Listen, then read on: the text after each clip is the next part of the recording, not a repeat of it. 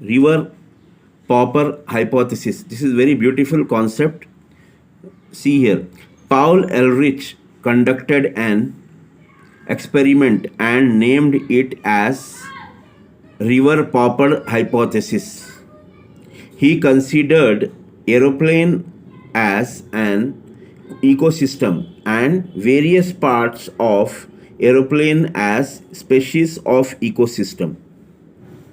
When rivets, that is species of an ecosystem, are removed by one from different parts of the plane, it can slowly damage the plane, that is ecosystem. Here he is telling parts of plane as rivets and plane as ecosystem. This shows how important a species is in the overall functioning of an ecosystem. What